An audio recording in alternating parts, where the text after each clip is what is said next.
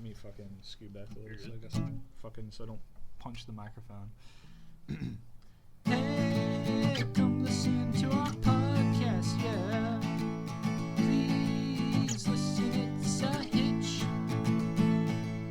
If you don't listen to our podcast, yeah, then you are a bitch. Maybe that one. So before we jump into the movie, before we started recording, Lance, you were talking about your incident with like going to the video store or like going to the Walmart and renting a video tape and having like the issue of where you only rented tape 2. That reminded me of when I was a kid, we had It on tape on VHS, and obviously the Tim Curry It, and for years growing up, I didn't realize there was a second part to that movie or that TV movie, whatever. And it was all on one tape. But even though it was all on one tape, it would still hit credits after the first part. And it wasn't until years later that I had, I think I went to my mom's house, because, you know, we would like go visit her every other weekend or whatever. And we had gone to a video store and rented It. But it was like there were 2 tapes, and I was like, "What in the world?" And so, you know, that was the first time I ever saw like part 2 of it. When I got home back to my dad's house, I looked at the VHS tape, and sure enough, because we would never rewind it when we were kids, we just rewind it whenever we wanted to watch it again. And sure enough, you look at the film inside the tape, and there was like a whole other like huge section of film on the right side of the VHS tape, and I was like, now it was like mind blowing. Like, holy crap! Like, there's this whole second part to this that I'd never even seen. Obviously, the second part's not nearly as good. well, now what's amazing to me is that they actually put it all on one tape. I know exactly what you're talking about. So I think I had rented that tape, or somebody had told me about it. Because any other time. So a long-ass movie, like from the 60s, The 10 Commandments, starring Charlton Heston as Moses. That was a 2 VHS tape. Titanic was a 2 VHS tape. And the thing that me and Cody, we were talking about before, because we're trying to discuss a potential side podcast, was the WrestleMania 4 tape to rent at this store. It wasn't even like a name. It was just a random video rental store at this Walmart where I live. And because we had like Mega Video that was by Kmart, we had Blockbuster was like the newest, the cleanest looking one in town, and then there was a one that was over by the Mexican restaurant Cancun, even though Cancun wasn't there at the time. No, it was Cancun. So they had a Mexican restaurant Cancun, and then right next to it in this little chain of stores was this video rental. And I don't remember the name. My old boss could tell me the name, but there was a WWF Super WrestleMania. It was a Sega Genesis game that I rented because the Ultimate Warrior was on it. And I didn't have a game that had the Ultimate Warrior. The only 2 wrestling games I had was WCW on Nintendo, which had the Road Warriors on it. And then WWF WrestleMania Steel Cage Challenge, which had like Hogan, Jake. It was like 92, right when Warrior had left. And Warrior wasn't in that game. So, I remember that place. The videotape I was talking about was in this Walmart place. It was WrestleMania 4. And I rented WrestleMania 4, watched it. It picked up like right as the Hogan-Andre 2 match started. And then it got all the way to the end of the show. And I'm like, where's the Ultimate Warrior? This is his first ever WrestleMania. And then when we took it back, I realized, oh, there was another video. I didn't know that. Those assholes put it as 2 videotapes. And I always thought, like, because as I learned about recording on my VCR, because I like to record old football games at the time on VHS tapes. I used to record old TV shows. My parents had there was one of the first times they had done an Andy Griffith marathon on TBS. 8 great hours of Andy Griffith. They recorded 6 hours of it, and they'd watch that tape over and over again.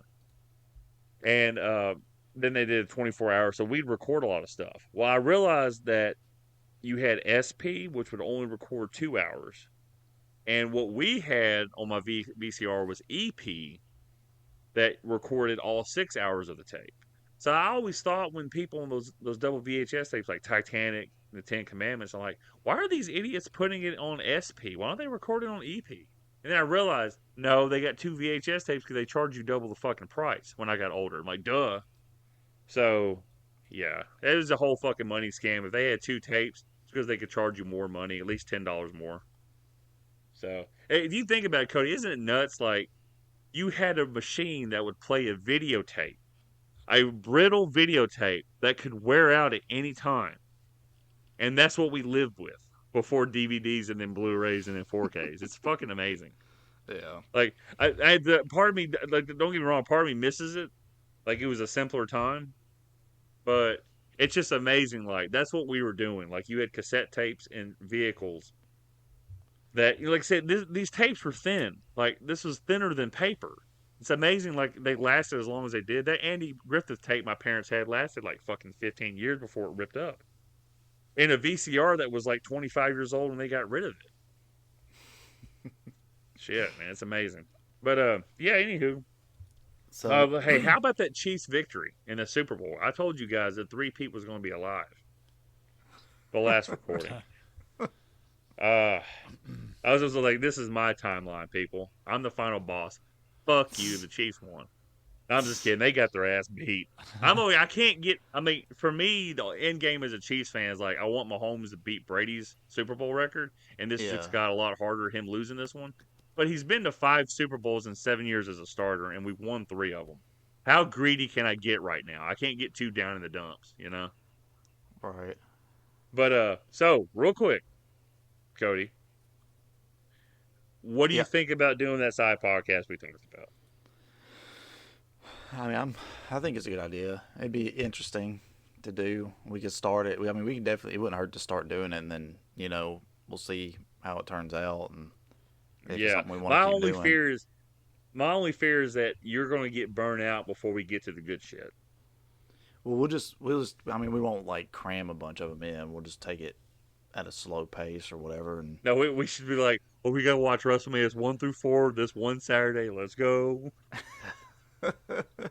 It's just like fucking. I really want to finish our Pixel Chronicles, the Mortal Kombat series, because I want to complete it and then release it. Yeah. But we'll eventually get to that too.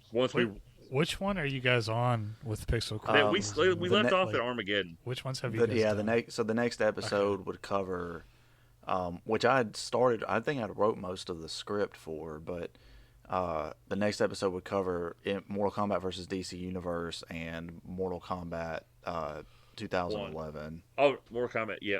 Mortal Kombat 1. Mortal Kombat 2011, Cody's right. But yeah, like, Owen, Mortal Kombat 1. If we get to it, man, you should jump on the podcast with us and we can talk about it.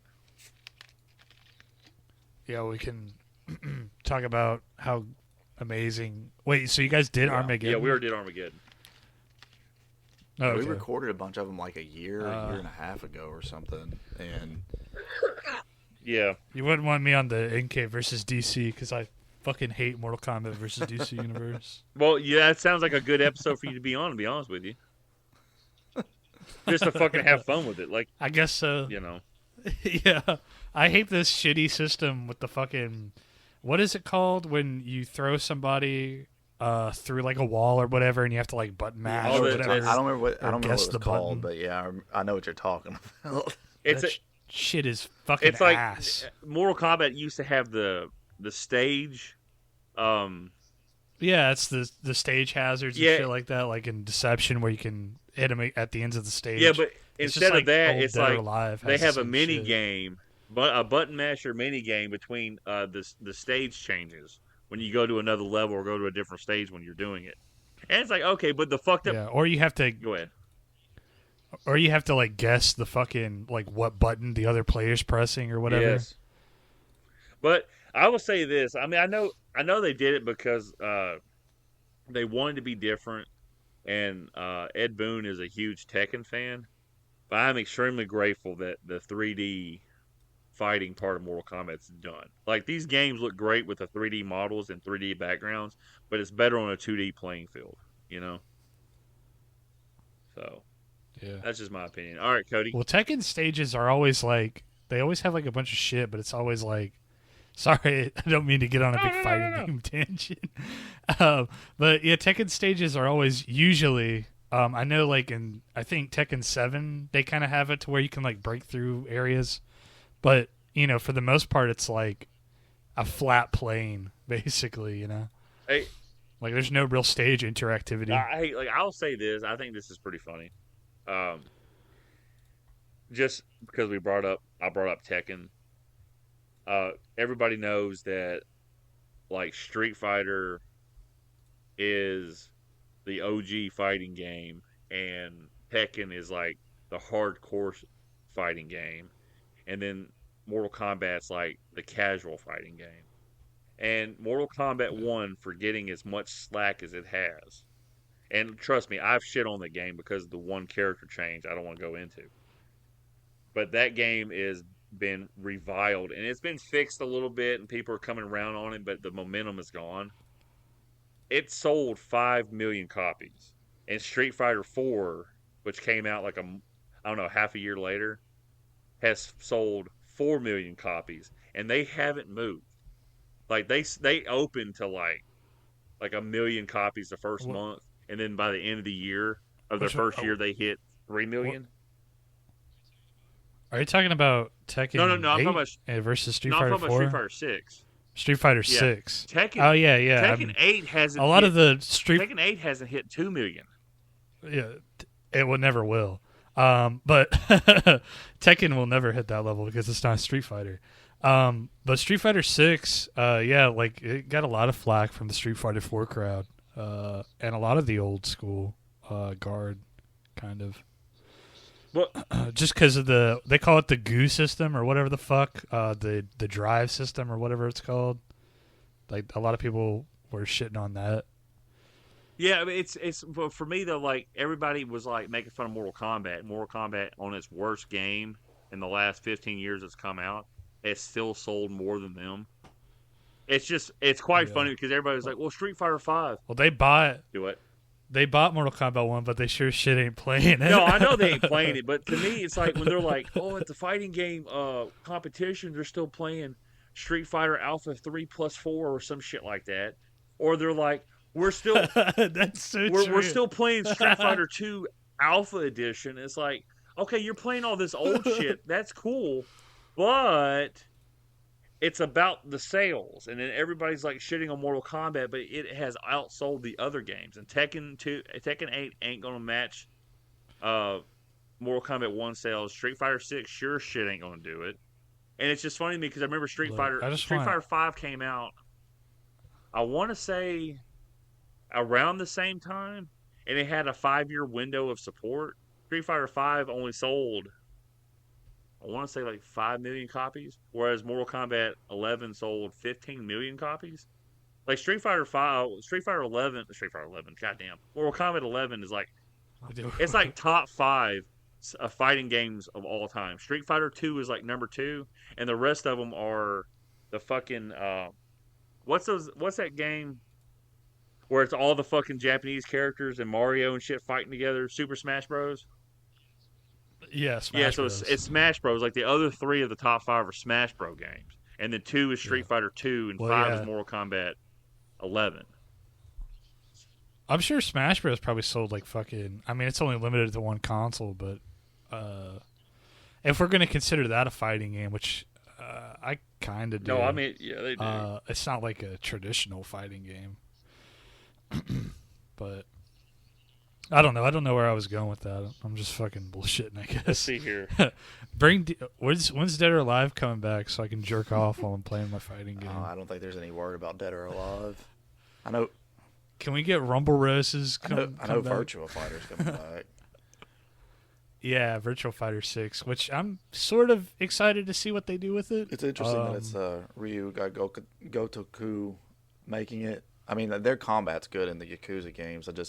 Or Like a Dragon games, I guess they're called now. But real quick, the first 2 months, or the first month, I should say, of Tekken 8, it has sold 2 million copies, and there's no other updates on the sales.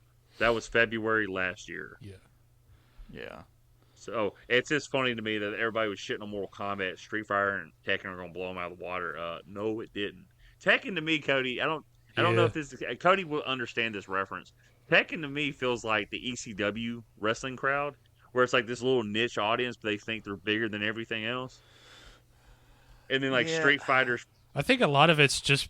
I think a lot of people are just nostalgic for the PS1 games, and a lot of people like to say that they play Tekken, but they don't actually play Tekken, or they don't buy the new shit. Yeah, because even for me, as someone who does play Tekken, or has played Tekken quite a bit throughout my life, I mean, just naming the games I did play, I mean, it was like Tekken 3 was the first one that I played, and then Tekken Tag Tournament 2, Tekken 6, and Tekken 7. I still haven't played Tekken 8. I want to, but I just haven't got around to getting it yet or anything. Yeah, I own Tekken 8, and I only played it for like 5 minutes, and I was like, "This is too hard. I don't want to learn this shit. I love Tekken's I don't want to learn and stuff. all Jin." And yeah, I remember getting excited several years ago when they released that little mini PS or PlayStation. You know, that had like 20 or 30 games on it, and just Tekken 3 was on there. And then I played it, and I was like, "Man, this feels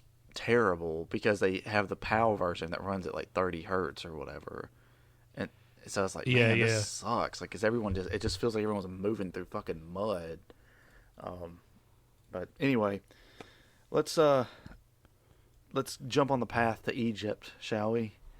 Let's travel through Libya. We're watching Prince of Egypt, the Disney movie. We're watching Arabian Nights.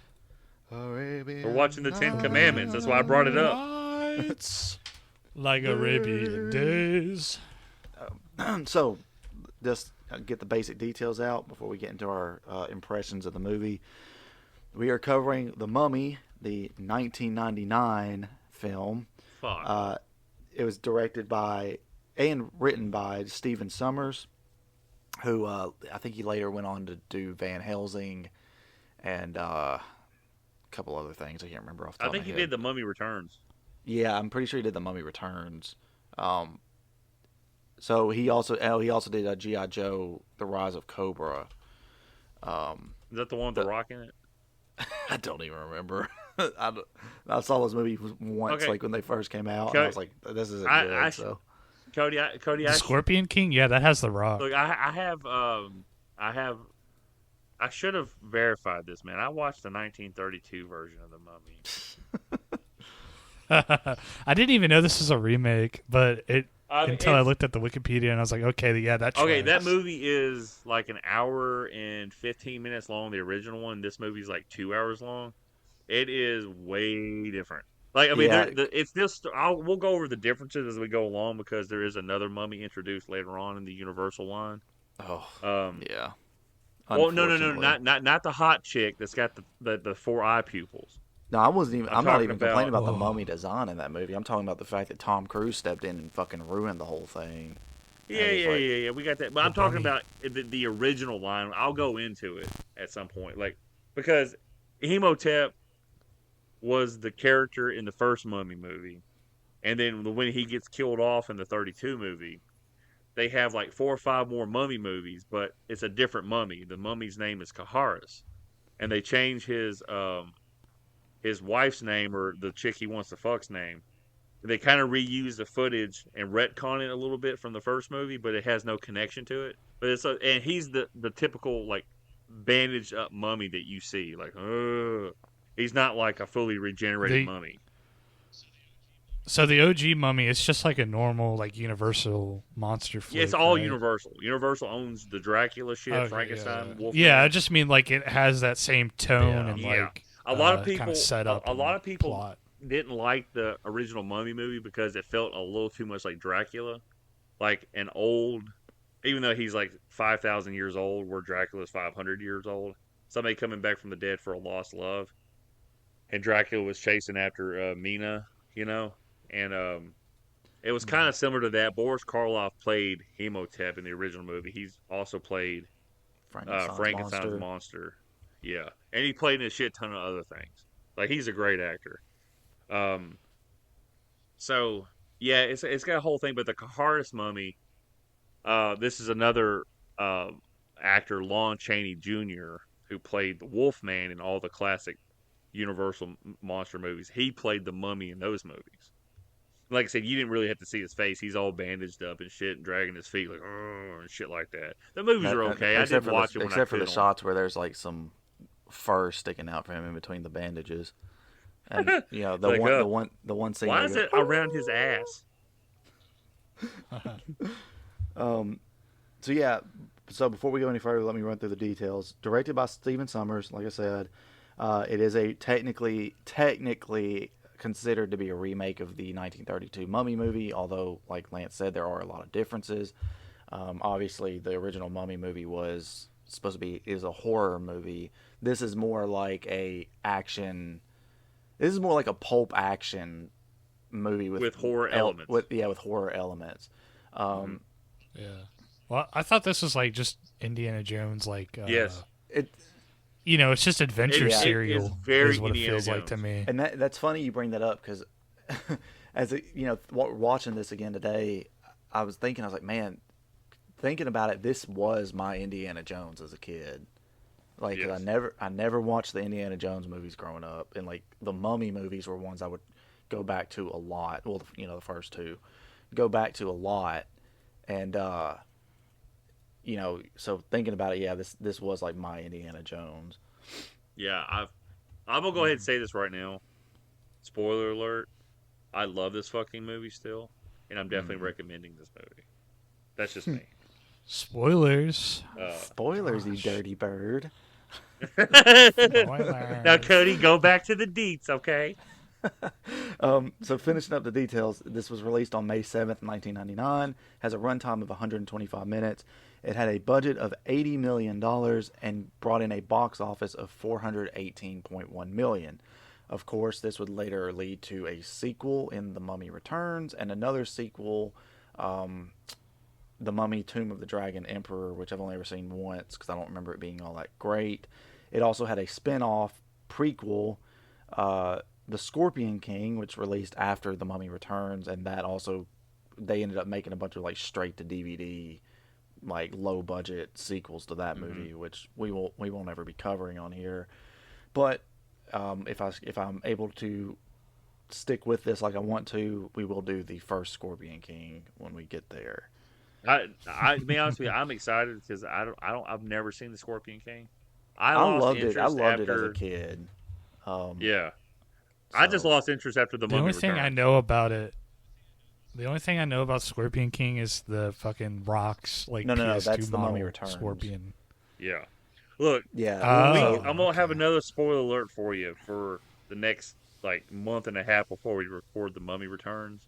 I'm gonna rewatch that for the podcast. I rewatched it like within the last 4 months.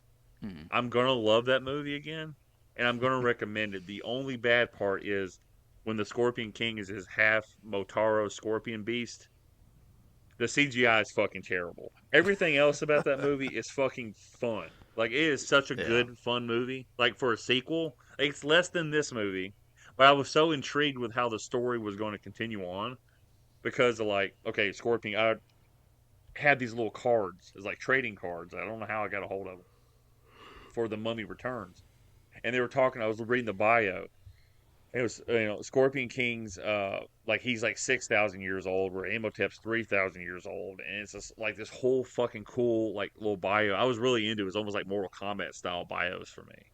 And the one thing about Anox and the Moon, how do you say it, Cody? Anox and the Moon? Anox and the Moon. A Nox and a Moon. Anox and the Moon. Anox and the Moon. So she, in the next movie, I have a big beef with a continuity error that deals with resurrection versus reincarnation. And this movie, like, it gets a little messy for the continuity in my opinion. But we'll get into that when we get to that movie. This movie, can't wait to talk about this. Yeah, so just to run through the cast real quick. Mostly just the main characters, because you do have a bunch of characters in this movie. But the main characters are Rick O'Connell, who's played by Brendan Fraser. George of the Jungle, strong as he can be. Oh, I remember watching that movie a lot when I was a kid too. God, that movie's great too. Hey, bad guy He's falls also in. of Boom. That's a coming action. Now we throw our heads back and laugh. he's also of Looney Tunes Back in Action. Oh, God, yeah, I with didn't know Goldberg? that movie. I think Goldberg's in that movie too. Dude, Oh Lord. Hold on. That's one where they talk about his big penis, right? Oh, I mean that's Longest Yard. No. You were right. You were right the first time.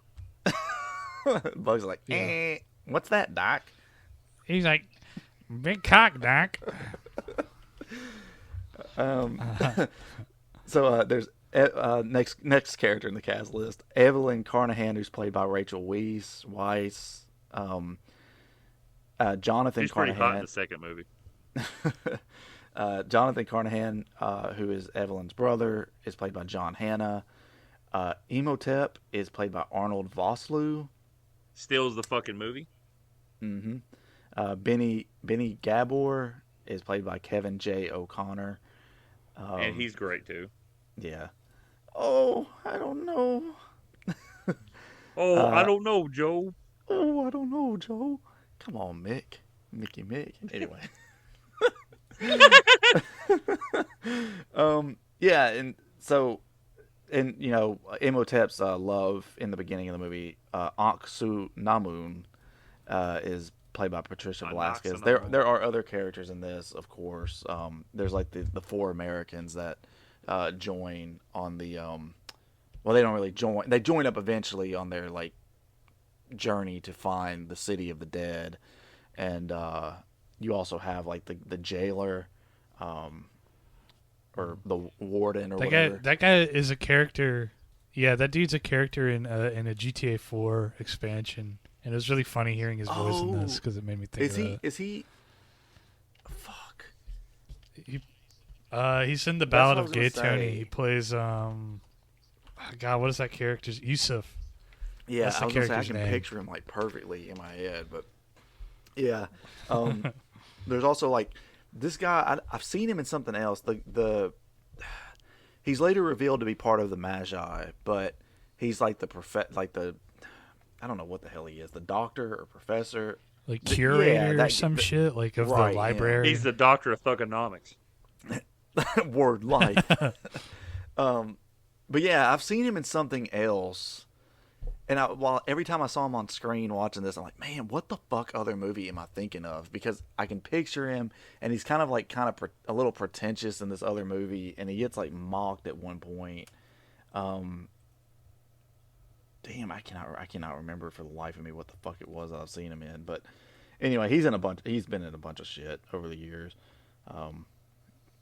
like Independence Day. Oh, Mr. Deeds. I was scrolling through it. Mr. Deeds is what I was thinking of. He's in that or whatever. But anyway, so yeah, those are the basic details of the movie. So obviously, Lance, you said you love this movie still. But Owen, what did you think of The Mummy? So yeah, this is my first time. I actually really liked it. I mean, it wasn't like groundbreaking or anything, but I thought it was fun. Hater. Really fun for what it was. I mean, it's like, you know, I don't know. It's not fucking, you know, to quote Tom Green, it's not the jazz singer, but it's good. To quote the masterful filmmaker, Yeah. Tom Green. So If you had to watch this or Freddy Got Fingered 5 times in a row, which one would you watch? You hater. I like this one, but it depends if I want to laugh or not, I guess. yeah. Damn, shots fired. Um, Whoa, bro. So Look, like for me, I'm sure Cody's going to say that the humor in this movie doesn't age as well. I think it ages fine. I just don't think it has any like laugh out loud moments really. But I think the humor ages. I disagree, okay. sir. How so? Okay. Give me I'm glad 10 you asked that examples. No, I'm kidding. Yeah, give me Okay, a whole well- 1,000 pages. So, Because for some reason, off the top of my head, I can't think of anything except the only thing I think that was kind of weird and wouldn't hold up today for people would be Brendan Fraser's character, like just forcefully kissing the I don't female know. lead. I get where you're coming from with that, but I think it's fine in the context of why he does it, because he is about to be executed. So it's like, while it is like a kind of a shitty thing to do, he's about to be executed. So his character's like, what the fuck do I care? It's not something that he would be doing normally, but in the last moments of his life, and he sees this woman come up, and he's just like, okay, take this. Grabs her by the pussy. He's like, grab her right by the pussy. Look, for me, the humor is very almost slapstick in a way, and it reminds me of like another Universal movie from the late '40s, Abbott and Costello McFrankenstein, and it's just kind of like that, and it's like, I love that shit. Growing up, like I said, I'll still watch the Three Stooges. I like watching Abbott and Costello. I like the slapstick comedy, like in Naked Gun and all that. And the some of the dialogue is funny. It's like when the boat's on fire and the Egyptian jailer he says, O'Connell, what are we gonna do? He's like, stay right here. I'm gonna go get help. And he jumps off the boat. And he's like, okay. And he stops and looks to his left and right, and he's like, and then he jumps off the boat. Like, that shit's fucking comedy to me. I love that. Like, that's some of the funny shit that I love. And or the part where like the mummy comes out to Benny, and he's like pulling out all the fucking religions. Okay, so look, that's 2 instances I laughed out loud. 3, when they're about to hang him, and they're like, "You have your last request?" He's like, "Yeah, untie the rope and let me go." That part, that part was really funny. Okay. I like that part. That's 3. Number 4. When she's bribing the jailer to let him go, he goes, and what else? I'm a very lonely man, and rubs her thigh, and she slaps his hand. That's 4. I can continue on. Like, I have multiple instances in this movie. I'm like, yeah, that's fucking great. I love that. Yeah, I forgot about the just let me go or whatever. And he like looks up at the jailer and like, okay, hey, here's number 5. When they're climbing down the tavern where the mummy's gonna be buried. And her brother is like, what is that god-awful smell? And the jailer's coming back. He goes, oh, okay. So that's 5 laugh out loud moments, Cody. I'm halfway there, brother.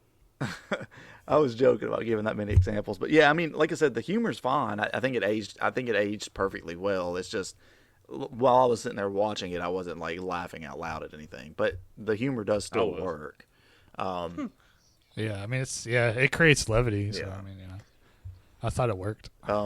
So, just my overall impressions real quick. Like I said earlier, I watched this a lot when I was a kid. I can't even remember how many times I've seen this movie, and The Mummy Returns, and The Scorpion King. I watched all 3 of those like a shit ton. I had this on VHS. I got from my grandmother because she owned it and she let me have it, and I watched it. And I'm like, this is the fucking one of the greatest movies of all time. How about I not watch this movie? And then I found out there was a sequel. Yeah, I think I had all 3 of those on VHS as well, and I even had like the Scorpion King soundtrack on CD. And even like when it would come on TV, because I think it would come on like TBS or something a lot. And I just, if I happened to be going through the channels and saw The Mummy, whatever one it was, either one it was, I just sit there and watch it. I mean, really loved this movie when I was a kid, and watching it today, it holds up really well. I still love it. I think the only things that don't hold up quite as well are that some of the CG elements are a little, particularly the CG with any like the sand, like when you see the giant face in the sand and stuff. Yeah, that one's pretty weird. To be honest with you, I would say that's the least like bothersome when it comes to CGI. For me, it's when his mouth gets bigger when he's fully human. That CGI, you can tell his below his cheeks. That one's a little too much. That shit looks like fucking. I think it looks fine when he's Who Framed Roger Rabbit or whatever. Skin is.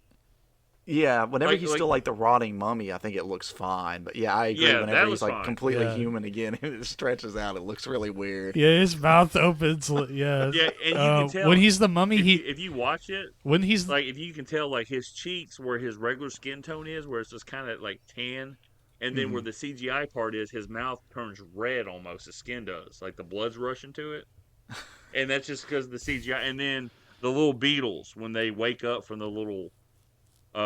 Pardon. Yeah, wake up into the makeup. Or they go under the skin. Yeah, like that part. That weird. CGI is kind of rough, but I can look past that in this movie. Yeah, for sure. Yeah, the mummy. the mummy, the titular mummy looks okay, but he looks a little bit like fucking Buggy's beef jerky. Like specifically, like this skin looks like fucking He's Bucky's juicy. beef jerky. Hey, Owen, did you want to snap into his Juicy. Slim Jim? Yeah, I was about to take a fucking bite of his pepper steak That's flavored Juicy fucking J, don't you know? beef. Juicy J on the track. I said juicy. Yeah, I mean the Beatles. Like whenever you saw like individual Beatles, I don't think it looks terrible. But whenever in the beginning, Yeah. when they Yes. when they put him in the sarcophagus and When they all get dump the together. bucket or the pot of Beatles into it, that one looks really like yeah. That's, Now, let me that's tell you rough. this: Yeah. the CGI doesn't Too look many bad John on a Lennons VHS and tape. shit. Yeah, and I mean, of course, I mean, I was watching on Blu-ray, so it's been cleaned up quite a bit from its original release, which obviously makes Yeah. that stuff stick out a little bit more. But yeah, it's stuff it doesn't take you out of the movie by any like it just that's like the nitpick that we had. The worst parts of this movie are what we just listed, like 3 instances of CGI looking bad. Yeah, that's pretty much Yeah, it. that's like the last bit of negatives we're gonna get into. I can safely say that. That's how good this movie is. Oh yeah, for sure. I don't think covering these movies, I don't really see us getting into like maybe being like, oh, this isn't that great. I don't know. Neither one of you have seen Scorpion King, right? So I don't know if either one of you would like that. It has the same kind of vibe and everything of these first 2 movies, but you're also not like you're in the past, like thousands of years in the past, following The Rock as the Scorpion King and all that before he became the Scorpion King, right? So it's a little bit different. He loves playing anti-heroes. Yeah, it's been a while since I've seen that movie, but cock. that seems like a good way to describe his character in that. Because we know from The Mummy Returns he does eventually become a villain or whatever, but I think when we get to the Mummy, whatever it was, the Dragon Emperor one, that may be the one where we kind of are like, because I know when I watched that one for the first time, I was really let down. I was like, oh man, this isn't really what I wanted from this. And I think part of it too is because that movie goes to like, it doesn't have anything to do with Egypt anymore, if I remember correctly. It's like somewhere Persia? in, I don't even think. No, I think it's not Persia. It's like Eastern Asia, if I remember correctly. Which the one? third Mummy movie. Mummies. Oh no, yeah. That's he's a dragon emperor. Yeah, It's Jet Li. yeah. Ancient Now China. it could be different. Like I said, I haven't Dragon seen is it since like nuts. it came out, so I don't know. But we'll talk about that months from now, whenever we eventually get to it. But yeah, I don't know. I guess we can run through the plot a little bit and briefly, and if there's anything that we want to talk about, we'll talk about it. And I'll do my best to remember, because you all know I have trouble remembering exact order of things that happen. But I'll correct you, Cody, because I can remember. I remember. guide Don't you. worry. I remember. He'll guide you. So yeah, the movie starts off. It's Owen's first time watching The Mummy, The Mummy. and I know the reason. Why you keep them I can bandage on? feel it. Like I ain't gonna lie, man. I really wish I had got that sound file. Babies, calm the fuck down. I love you. I really wish I'd got the Through the Glass instrumental track to Cody, so he could have put, for the Butt Boy episode that got released a couple months ago, and he's like, I'm looking at you through my ass. I'm Don't know stuffing how things much into gas my is passed. ass. I'm putting things into my Oh ass. God, it feels like forever. Oh God, I'm feeling the pressure What- building what's up all that? inside. Those must be the things he's been shoving up his ass.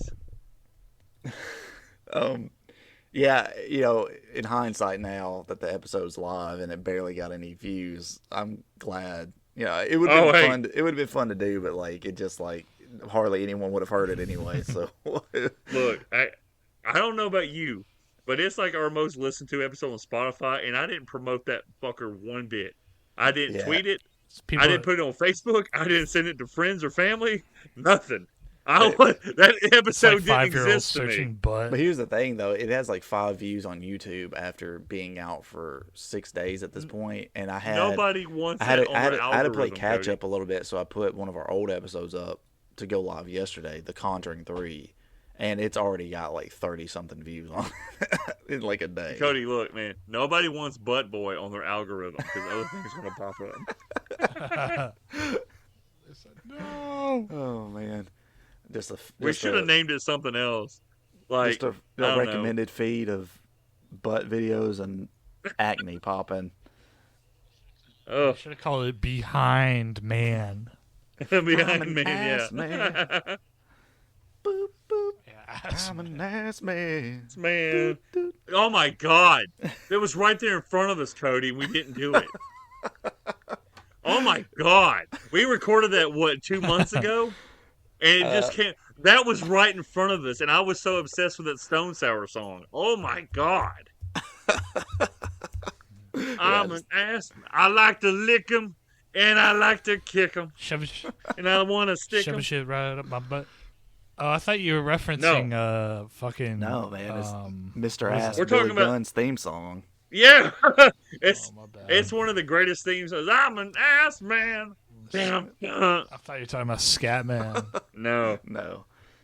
That may have been the reference for that song when the guy was making it. Babies! Putting shit right up my butt. I've Putting shit right up my butt. I've gotten to the point now with these birds. Yoshi he's just loud when he squawks. But he says I love you and baby boy, but it's all kind of like a raspy whisper. When you're not paying attention to them, Noodles will make this noise.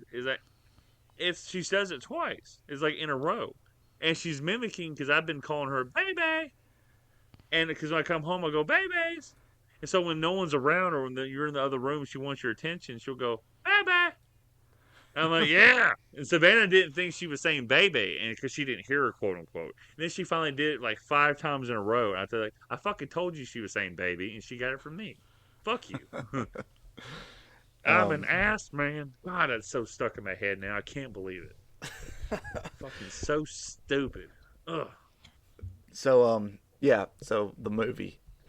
The Mummy starts off in the past, thousands of years ago, whatever. I don't remember exactly what year it throws. It's up 3,000 years ago, Cody. Okay. It shows Imhotep and Oxen the Moon, like Lance said earlier. No, I said a Nox and a moon. It's a Nox and a moon. And I will say this: there's a quick shot when she's walking away. Her ass cheeks are clapping. They are literally clapping. Like, she's got nothing underneath that little suit she's got. Holy shnikes, man. Yeah.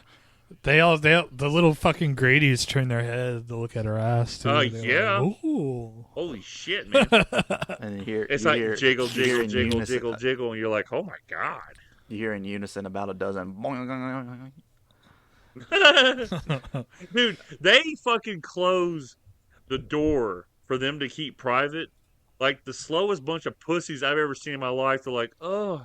They're like trying to, like, it's like too heavy. It's like 12 guys trying to push the door, and then the fucking Pharaoh pushes it by himself, like he's John Cena.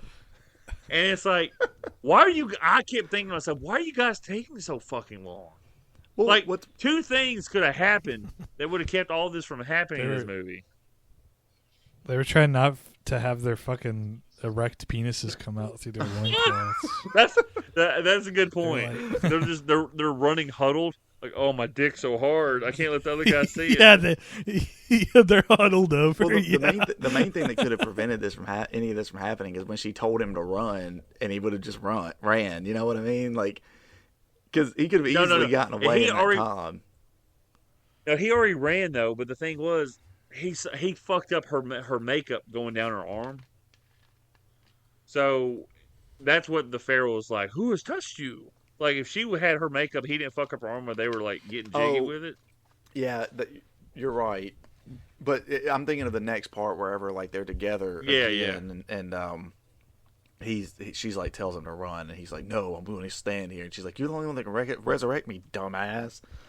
And he's like, wait, oh yeah, you're right. And the same chick plays her in the second movie, but she's a lot thinner in that movie, or maybe just the way she like wears her stuff. I mean, she's still like she's a stunt double, like Stephen King thinner. Maybe. That movie's fucking strange. I watched that with my dad one time. I was like, what the fuck, dude? And yeah, I mean, it's kind of fucked up. Anywho, so she's a stunt double, and I'm not saying she's fat in this. I just think what she wears is different, so she doesn't look quite the same. But her ass does not look this big in the second movie as it does in this movie. Holy shit. It's like, wow. And it's really funny, Evelyn, the chick who plays Evelyn, Rachel Weisz? Yeah, I think let's just go with Wise. I'm not exactly sure how to pronounce it, but she in this movie she's killer, but she looks even better in the second movie. Like she gets like padonkadonk on her, and she's actually married to Daniel Craig. I didn't realize that. It's like, holy shit, she's married to James Bond. I think they got married before he became James Bond, before he was like a huge actor. Now he's a detective, whatever, from Knives Out. I've never watched any of the Knives Out movies. Detective. I think it's Rachel Weisz. Weisz. Yeah, because it's a German name. I should get it. Yeah. So yeah, the Pharaoh finds out that his wife has been. It's not his wife; it's his concubine. Oh, thank you for the correction there, sir. And my bad. I'm just saying, like he had a wife. No, you're good. Was like every book. Yeah. She's like, his body, or my body is no longer his temple, and she stabs herself. So like, God. She does it like the worst way too. She like disembowels herself. Yeah, I'm like, holds it for a little bit. Like that's the worst part. It's like, ooh, like I didn't think about it because you're like, oh man, what a sacrifice. But it's also like that's gotta be fucking painful. There's gotta be an easier way to kill yourself. Yeah. Like here's a poison tablet. Yeah, just go grab have a snake do it, like what someone allegedly killed Cleopatra with. Yeah. I mean, look, they had a snake bite Randy Savage, and then that snake died because Randy Savage had the venom, baby. I'm not making that up. It's a true story. Randy Savage is like Chuck Norris. That's real. When the snake, I thought that was like a Chuck. Bite Chuck Norris. The snake gets Chuck Norris or whatever. The Chuck Norris jokes are good. Like, oh yeah, I love. One of my favorites is always when Chuck Norris goes swimming. He doesn't get wet; the water gets Chuck Norris. I liked those jokes, but then in middle school I had a science teacher who would fucking say them all the time, and I hated that science teacher. So I have like a Freudian. What is it called? You had erections about your science teacher.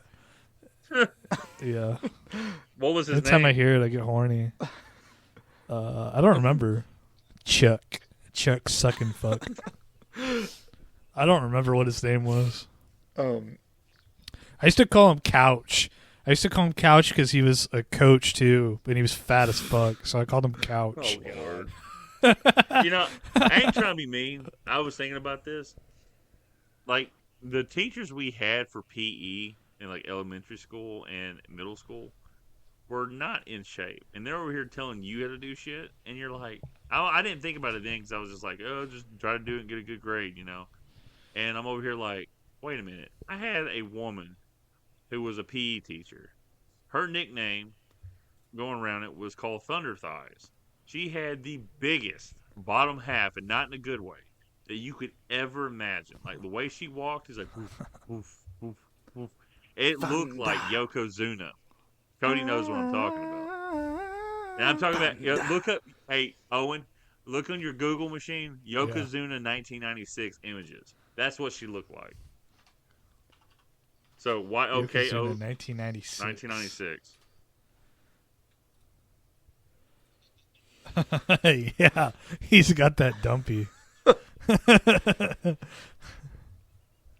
Oh, yeah, that's right. All right, now I'll make sure your stuff's still recording. Yeah, it is. Ever since I got that new microphone, I haven't had that issue. So. Okay, good.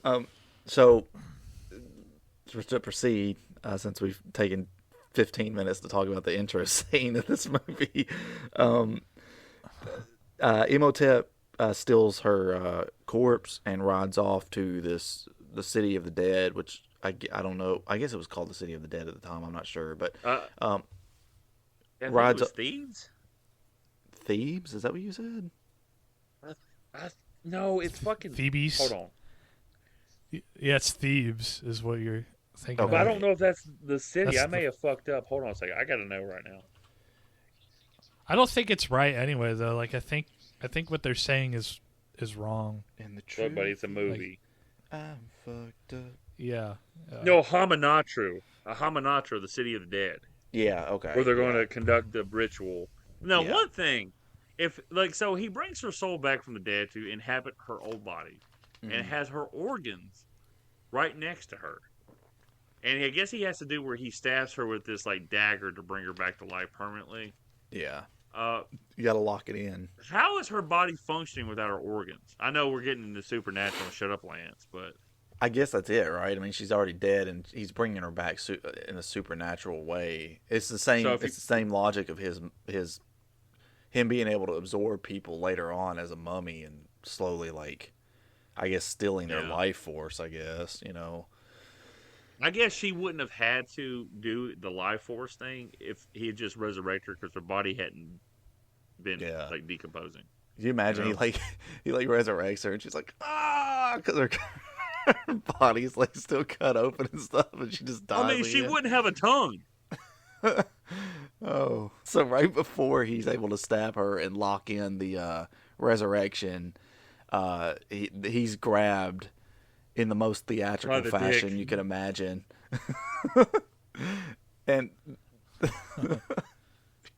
so they go to like stop everybody, and they just grab him by the cock. He's like, my one weakness. Oh my! It's like the Achilles heel. Oh. my God! He knew. How did he know? How did they know? But no, so in that moment, like, he can't stab her to complete the ritual, and then her soul goes back to the dead. So my thing right there, I'm like, if you guys didn't have all those torches as you're riding to the city of the dead, maybe Pharaoh's guard wouldn't have seen you and they wouldn't have followed you. That's what I'm kind of thinking. Like, I'm always just thinking, like, oh man, he was so close. How are they gonna see though? You what? How are they gonna see if they don't have the torches? Well, I mean, it's dark out. It's dark outside. It's dark, and his eyes ain't so good. Like my eyes, like one of them could have had a torch, and they just followed that one guy. Yeah, true. Like, hold on a second. That's why I just think when they get to the city of the dead, it's already well lit with fire. Yeah. Yeah. Like, I'm pretty sure that was a movie choice. Like, the city isn't going to look so good if it doesn't have fire. Yeah, they're just trying to get the backstory going. We don't have time to watch them go around lighting oil lamps, so. No, we got to see that. Okay, that's what I'm saying. So yeah, he fails. They proceed to cut out his tongue. What if the Pharaoh's guard were the ones that lit all the fires at the city of the dead as a bait? They're just waiting. Yeah, and they're like, oh yes. He's talking to his priest, and he's like, "You guys did a good job lightening the city up." And they're like, "Yeah, we totally did." We never get praise, so we're not going to say anything. Yeah, so it's good to hear good news from the boss. Yeah, so all the priests were mummified alive, and then he was also mummified alive, but he had all of his shit, like his tongue cut. Yep. And I thought he had something else taken out. No, so I think it was just. Yeah, they cut his tongue out, and they then they wrapped him up real nice and tight. And then they threw the flesh-eating beetles on him. Yeah, the scarabs. They threw those in the sarcophagus with them and locked it with a key. And then they buried him underneath Anubis' feet. Yep. And then they cut off his balls. My one weakness. How did they know? So, wouldn't it have been better if he had just buried the motherfucker somewhere deep in the sand, away from the city, and not underneath a fucking statue? Now, Lance, that wasn't their way. I know. Yeah, they built like this giant tomb for him too. Like they're fucking honoring him. Well, I guess, Yeah, but they had all the.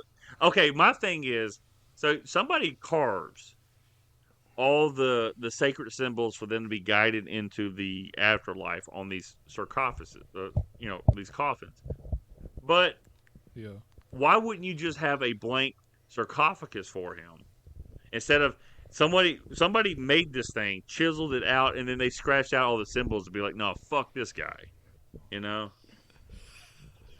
They went through all the effort. Yeah, Like, wait you know, a minute. they're like, it's He funny. was like, wait a minute, why am I doing They this? did- The guy's worked fucking hard. He's worked like a month on this, and they're like, "Oh yeah, it's great." They bury him and they chisel all the shit off while he's watching. He's just like, "What the fuck?" no, He's like this little hobbled old man. they go to the one guy in the town that makes sarcophagi, and they're like, "Look, we know that this one was meant for the guy that makes sandals for everybody and tans the leather, but we're gonna need it for this other guy." So Yeah, like, we're a little short-handed down at the mummification factory. We had to like mummify like 10 fucking gray dudes. we didn't so, even have like, time to stir their brains up and pull it out through their nose. Yeah, like we just kind of left that shit in there. I know it goes against protocol, but Fuck him. like we're gonna need the one you're working on right now. Oh man! But this one was hand inscribed by his wife before she passed. Ah, that's a shame. We'll just mark that stuff off. Don't worry about it. So anyway, yeah, that's how they kill him. And then here we go. We jump to 1923, and there seems to be some kind of battle waging, right? And it's like, oh, what is this? Is this como se dice, war? And it's not. No. It's people, I guess, are fighting. I guess they're fighting because they found the city of the dead. So it's like these two groups that are fighting over it. Maybe that's my. Yeah, I don't really understand who they're. I know they're supposed to be like deserters from the French Foreign Legion, but like, who are the dudes in the headdresses and the white headdresses? Oh, you know what? they're Maybe fighting? I don't maybe understand. he found. Okay, so he found the city of the dead on accident. That's what it is. Because you're right. They deserted, and then I think that's what the clash was.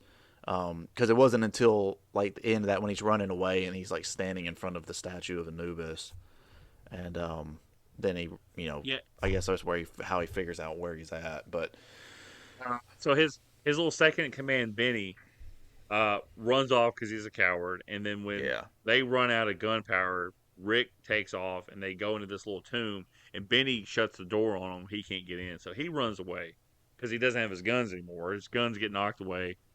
Then he runs in front of this that Anubis statue aforementioned that Hemotep is buried under, and the people, like the guys, are about to shoot him, aim their guns, and then they freak out over something. I guess they sense the evil, and the horses freak out, and they all just take off. And then the sand does this weird little, like it scoops itself out in Hemotep's face. Oh, that hurt. yeah, it's Emotep yawning from the afterlife, and Who woke me up from my slumber? He goes, fee fi fo fum. I smell my the dick smell at? of a man with a big stepping on my dog. balls. He's like, where's my dick at? I can't feel it. He's like, oh, get off there! You're stepping on my nuts. And he's like, he wakes up. He's like, oh, my dick, my one weakness. No, how do they keep finding out? He's like, it was horrible. There was a giant sand monster screaming about his dick. Oh man. So yeah, Rick runs away. That's his name, right? Rick O'Connell. He runs away, and then you see the Magi up on the cliff, and they're like, "Should we take care of him or whatever?" And he's like, "No, the desert will kill him," and it doesn't, obviously, because I guess at some point he gets found and arrested. Cut to the library, and this is where we meet Rachel Weisz or Vice or whatever. Vice City Stories. Hey, the main Magi is Artist Bay. He's played by Oded Fahir. I can't say his name, so I apologize. But he plays in Deuce Bigelow, Mel Gigolo. as the Gigolo, and it's fucking hilarious because he still has his long hair, and it's like I remember that guy from The Mummy. It's a way different role. It's just he's like a real asshole douche, and he's like rich and shit. So yeah, we cut to the library. Rachel Weisz's character is a librarian. She is on a ladder. She does this whole like slapsticky bit where she leans back to put a book on a shelf behind her, and then ends up like standing straight up with the ladder, and then ends up knocking all the bookshelves down, which are in a circle around the room, and they all tumble over like dominoes. Okay, hey, real quick. That noise it made when the ladder stands straight up, it's like, it sounded a lot like a camel when I was a kid. The custodian comes in. He flips out because obviously she's made all this mess. And he's like, I don't care how you do it. I don't care how it gets done. I want you to pick this up. Okay, that's another laugh out loud moment. And when he walks in there, he goes, "Give me locusts. Give me flies." He's talking about all the fucking plagues and shit like that. Give me anything but you. So that's 5 and 6 right there, Cody. Laugh out loud moments, buddy. All right. All right. Her brother comes in right after, and he's like, "Look at this thing that I found on my expedition," or some crap like that. And it's the key to the sarcophagus, and that has. He's in the thing with the mummy. He's like, ah! Like he pushes the mummy skeleton up to mess with. She goes, "Oh yeah, that's right." I'm like, yeah. So that's another laugh out loud moment, Cody. That's 8. The key has a map in it to the city of the dead. She shows the custodian, and he ends up, quote unquote, accidentally lighting the map on fire. And he's like, "It's probably for the best anyway." Many men have gone seeking this, the city of the dead, and most of them have never returned. And they're like, "Oh shucks." But come to find out, they're gonna go talk to whoever it was that he got it from. Well, guess what? Yeah. He didn't get it from an expedition. Unquote. Yeah. Yeah, he quote unquote said he found it on a dig, and then quote unquote he found it in a card game he wanted. He stole it from Rick. Yeah. He didn't win it in anything. He lied. He goes, another laugh out loud moment, which would be like moment 7 or 9, lost count, was when she goes, he goes, "I lied to everybody," and she goes, "But I'm your sister." He goes, "What makes you special?" So, like, I got one more laugh out loud moment, Cody, and I'm gonna prove your fucking thing wrong, buddy. All right. Okay. They see Rick. He's in prison, and he is to be hanged that day. He punches Jonathan in the face. He gives Evelyn a kiss, and he says, "Get me out of here if you want to find where the city of the dead is. Get me out of here. Get me the hell out of here, brother." And brother, that'll work for me, brother. They're about to hang him. We're about to hang him. He's like, "I don't take the fall, brother. That doesn't work for me." I don't put anyone over, brother.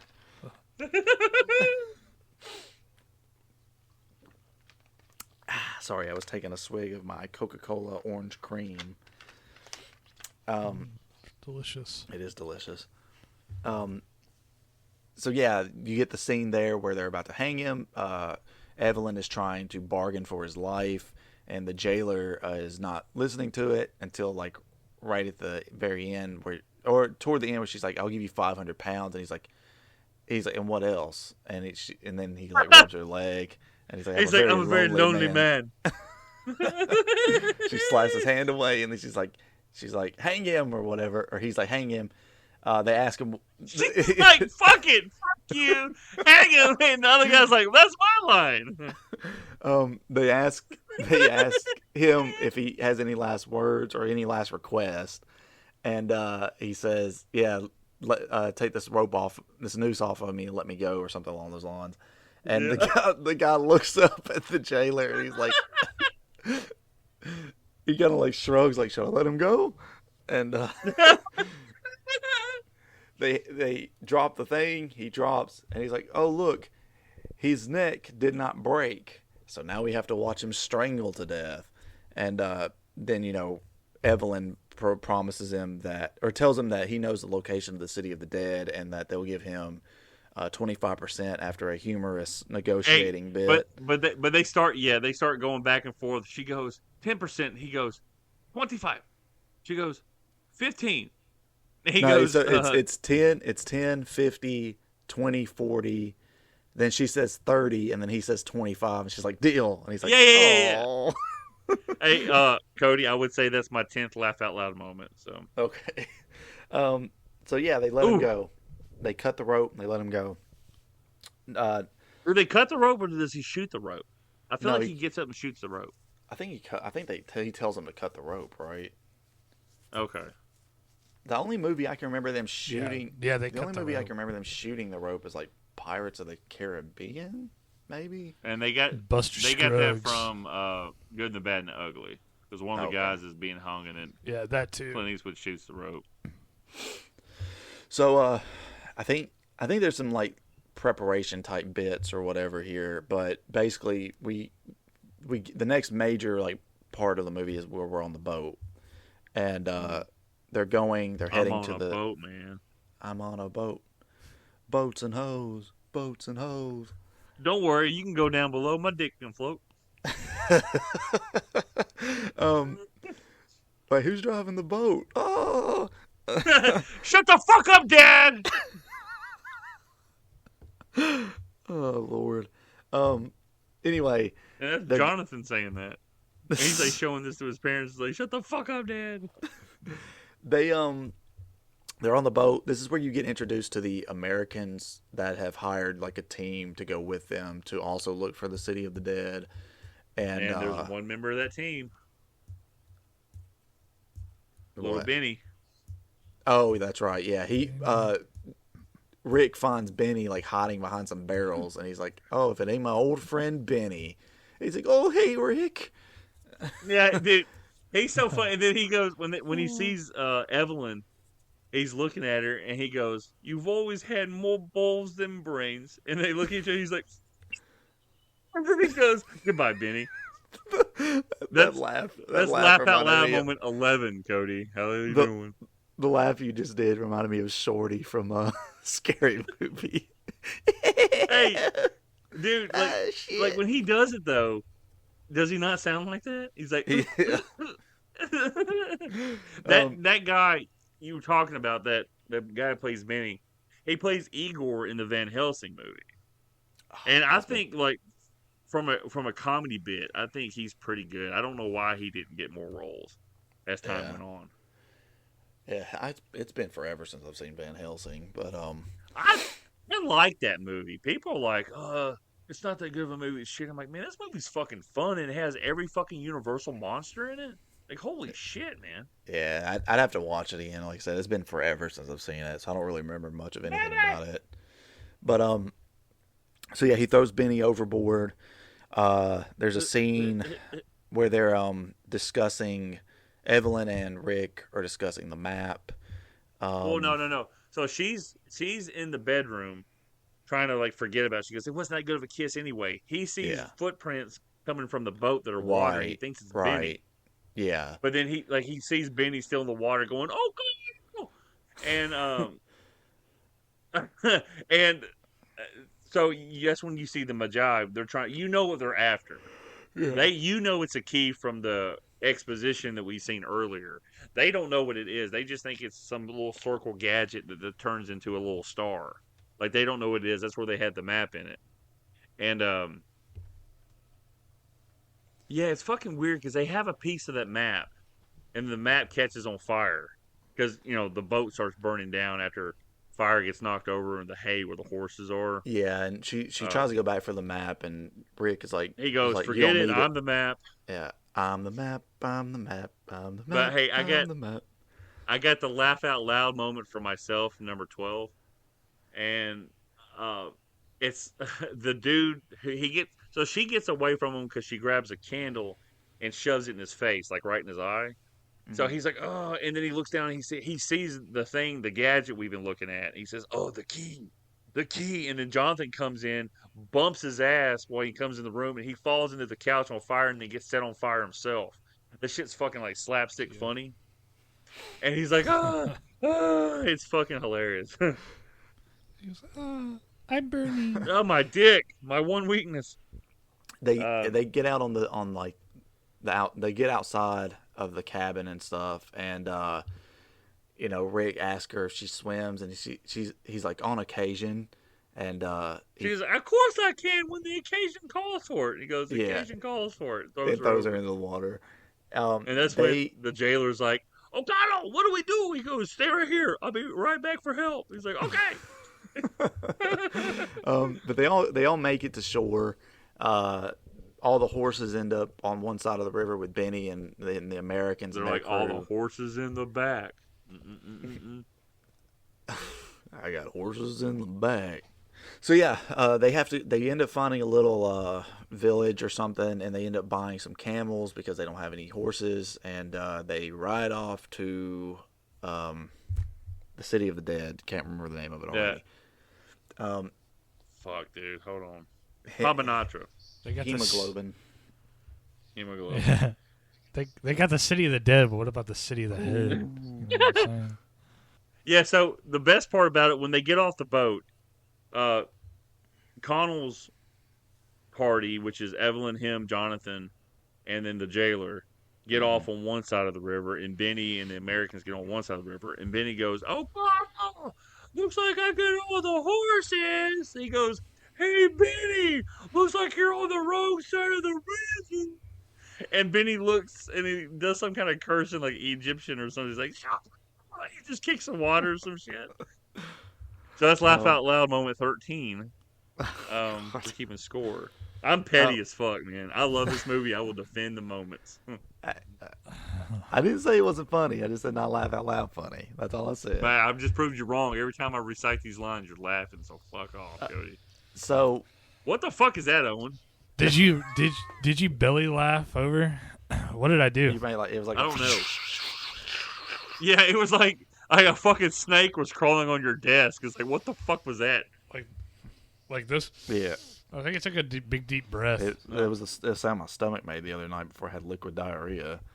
Hey, oh my god! What is the Cody? I'm about to have fucking diarrhea too. Cody, what's the Voldemort snake called from Part 4? Nagini. Nagini, and what's the snake-like creature from Part 2 that's bigger than a snake? That is a basilisk. A basilisk. So they weren't the same thing, right? No. A basilisk is more like a mythical creature that if you look in the eye, it paralyzes or it kills you. The characters in the movie though conveniently never look it directly in the eye. They look at it through reflections, and so it like puts them in like some sort of like catatonic state. Is it like a snake-like creature though, but a lot bigger? Yeah, it's like a giant serpent. Maybe one day we'll do the Harry Potter movies. Those I could probably recite beat for beat just off the top of my head right now. You want to talk about movies? I've watched a shit ton. It's this and One Night in China. Yeah, I remember the number of pimples. We're nutting too. You're like 1, 2, 3, 3 into the 4. Here I go jerking and then on the. Eventually, it's like 43, 44. God. So anyway, they buy the camels and they head to Hamunaptra. They get there. I'm trying to remember. They get there like at the same time as Benny's people, right? And then they have to wait for the sunlight to hit it to reveal at a moment for the city to show up. Yeah. They all go when they get inside the city.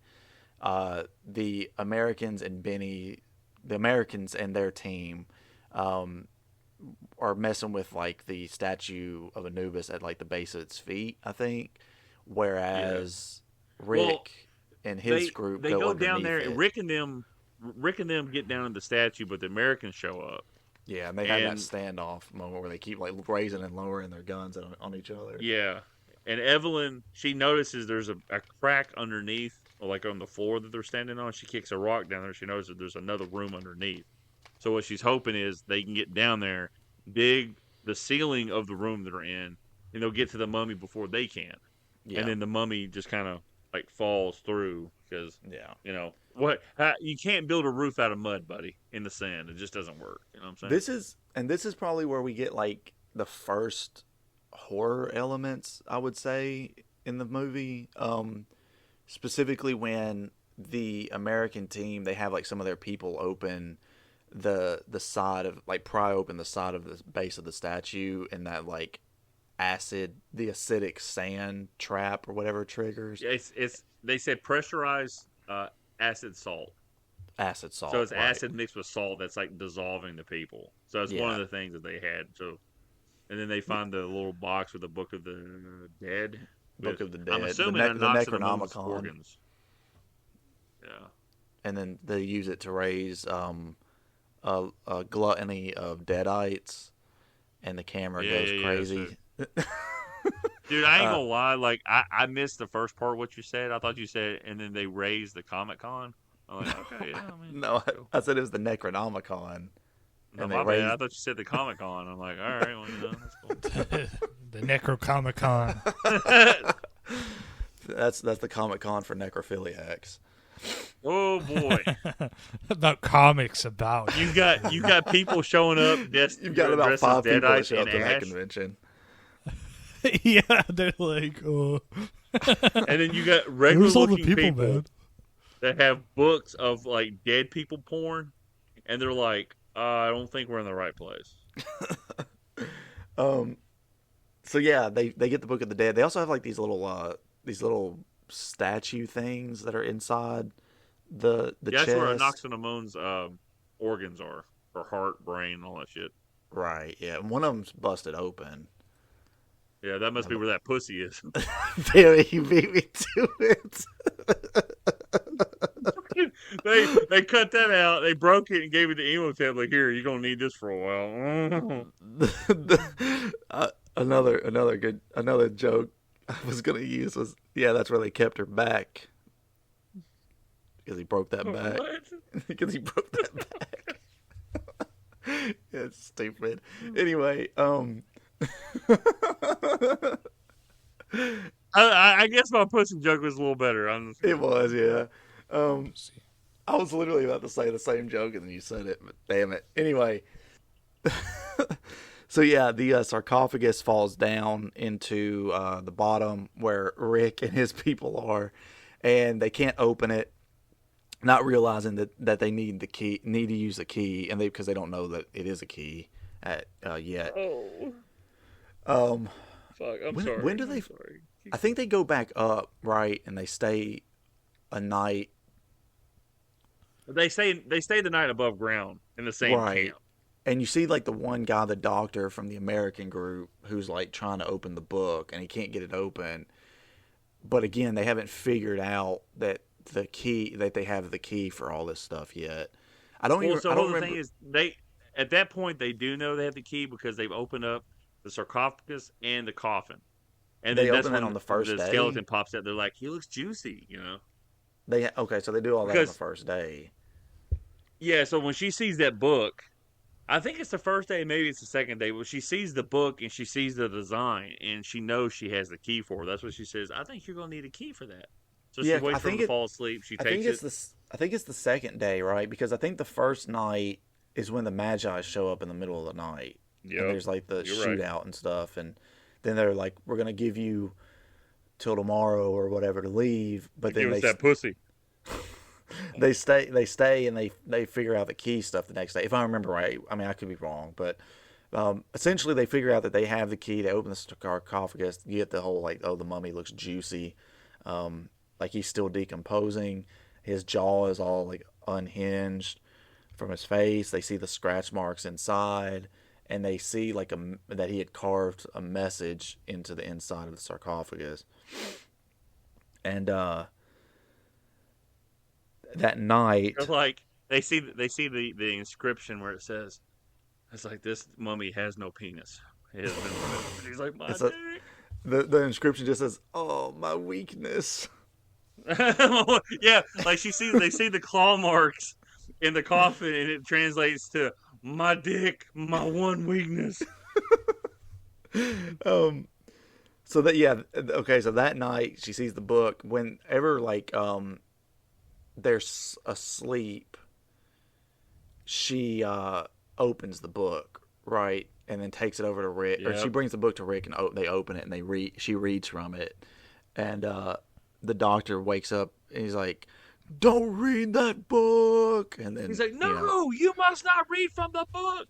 That guy, I will always remember him as the butler in Richie Rich, and he's also a guy in the first Anaconda movie with Jennifer Lopez and Ice Cube. My anaconda don't. My anaconda. Anyway, so yeah, that's what revives Imhotep, and things start going all to hell here, brother. You'll have to remind me some of the ways that this plays out, but I think their camp. They get a swarm of locusts, the first plague that shows up, right? And everybody's kind of divided. I think at this point the jailer's already gone too, because the first day they were there, he was plucking the scarabs off of the wall, and one of them like cracked open and like crawled into his skin. These wounds that cannot heal. Into his brain. Yeah, Cody, real quick, how did you know that's what they were called? Is that a mythical thing, like a real thing? I think they're real. I think scarabs are real beetles, right? What? Yeah, scarabs are real. Yeah. Do they actually eat flesh, or I'm just like reading into it? No, they're just like crappy little annoying ass beetles. I think. I typed in "do scarabs actually," and like the first thing on Google was "do scarabs actually eat flesh?" No, scarabs do not eat flesh. The scarabs in the movie The Mummy are fictional. In reality, scarabs are dung beetles that eat feces. Yeah. Hey, real quick though, so they would probably another laugh eat out Elon loud Musk. moment, Cody. Oh, go ahead. All right, Cody. Another laugh out loud moment when the jailer is pulling off the scarabs off of the wall. You see the drawing of an Egyptian leaning his head back with his arms up, and he goes. And I'm like, that shit was fucking hilarious. Like the jailer, that guy who plays him, was really good in his role. Yeah. Like I'm just going, like he was fucking hilarious. Like to me, like there's not a weak part. I think the weak part is probably the main guy, the Majib, Himjib. What are they called, Cody? Magi. The Magi. Like, yeah. And he's a good Himjib. actor, but like everybody else has like more charisma. Before. Yeah, I agree. And the jailer is what Charlie Day bases his whole character off of in Always Sunny in Philadelphia. Really? That's a joke. No, that's a joke. But he kind of acts similarly with the same like kind of inflection in his voice and everything. So yeah, the jailer died, and so everybody else is running like it becomes a horror film almost. Yeah. The guy, not the doctor. He's the guy that's got the glasses with the black hair, and he's running. He falls. His glasses fall off. Everybody runs past him. Benny stomps on his glasses by accident, running away. He says, and then he's trying glasses. My glasses, my one weakness. I can't see without my glasses. He's like Mr. Magoo. He's like, "Oh, Mr. Magoo, you did it again." So that's when you see like something standing behind him. He sees it. He keeps because it's like really he can't see shit, and then he hears a noise behind him. He slowly turns around and you see him go, "Oh!" And then they're running from the swarm of the dung-eating the scarabs beetles, which is funny to me because Egyptians don't shake hands with the right hand because they wipe their ass with the right hand. So maybe that's why the beetles are after them in reality. So Evelyn falls into a secret passage. She finds the doctor or the guy, and she turns around. And he doesn't have his eyes, which that CGI is kind of rough. And he doesn't have his tongue. And then for some reason, they don't make this part clear, but the mummy, Hemotep calls her Anaxenamon. Like, she doesn't look like Anaxenamon at all. Then we get to the continuity error of the second movie. If he remembers who the fuck she is in the first place, she's actually the Pharaoh's daughter. Spoiler alert. And it didn't even matter who it would have been. Just the first woman he saw, he was going to be, this is it. This is her. You have a pussy? I just stole that guy's needs dick. a female. I think he just needs a woman to like bring her spirit back or whatever, because obviously her body is somewhere that he's not aware of at this point. I think he knows where the body is because he finds it. He needs her for the sacrifice to bring her back. So now you're right. Yeah, you're right. Yeah, I think now since she's so far decomposed, once he brings her back, he has to stab Rachel Weisz's character. Evelyn, and then that's is the ceremonial thing. And I guess she'll have to absorb people. Maybe she'll turn into normal. She's not as decomposed or 3,000 years old as Imhotep is, which is weird. It looks like she may have actually been properly mummified, though, as opposed to him. Yeah, except for that pussy getting cut So out. at this point in the movie, they I think they go back to the city, right? After some of them end up dying here, and slowly the Americans are picked off one by one. Imhotep regenerates. Mm-hmm. Benny, like they had that scene where Benny is going through all of his religious things, trying to war off the mummy. He's like, "Our Lord and Savior Jesus Christ." He goes, "No, okay," and he's like, "So ha," or whatever, because he's doing some kind of Buddhist thing. And then he pulls out the Star of David, and it's funny that he was like, he's doing that, and he goes, the language of the slaves, talking about Jewish slaves, which is the whole subject of the first five the first 5 books of the Old Testament, which is the Torah. So that's interesting to see a little connection there, like from a real life perspective to this, other than the dung beetles, so that he does that. So he uses him as like a translator almost. Because when he gets to the lackey, and then when he uses him for the first guy, the guy he got his eyes, tongue, and dick from, since he got his dick cut off, and he has to finish it up. And so Benny's talking to him. It's like one of those things. He goes, "Oh, he doesn't like to be touched. A silly Eastern superstition." And I've heard that before in one of the old Universal monster movies. I can't remember if it was Dracula or another one, but they say it's like, "Oh, a silly Eastern superstition. He doesn't like to be touched." So, so he gets that. He gets kind of regenerated, not really. And then he slowly absorbs the blonde hair doctor that kind of, not doctor, the blonde hair American that kind of looks like Rick. And then he absorbs the doctor guy from Richie Rich. And then he absorbs the blonde hair guy. He tries to he kisses Evelyn, and his mouth starts rotting away, which is weird. He sees a cat. Evidently, he's terrified of pussy. So this is the second time he's seen the cat, because he shows up once to where they're at, and there's a cat there, and he flees. And then later on, when he comes back and he actually makes it into the room that Evelyn is in, Rick brings a cat with him. And then he's like, "Look who I got!" Yeah, and then he's got. I think this is one of the moments where his like mouth gets all long and stuff, and then he like turns to sand and flies away. Yeah. Then they go back to the library thing, where the guy you were talking about, who's in what movie were you talking Mr. about? Deeds. Yeah, he's in Mr. Deeds. And then the guy from Deuce Bigelow Gigolo, Art of the Bay. They're there. This is where you find out the curator. This is where you find out that the curator is working with the Magi, or he is one of the Magi, whatever. Yeah, he's an elder statesman of the Magi.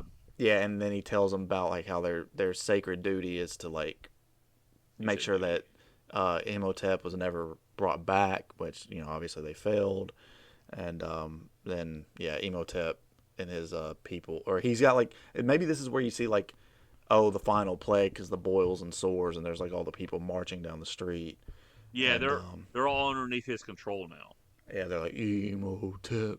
Yeah, Jonathan, he's running away, and then they all start rushing him. He starts doing Imhotep. Yeah. So they all start chanting, and he just walks backwards through the group. Let's laugh out loud moment 14 or 15, Cody.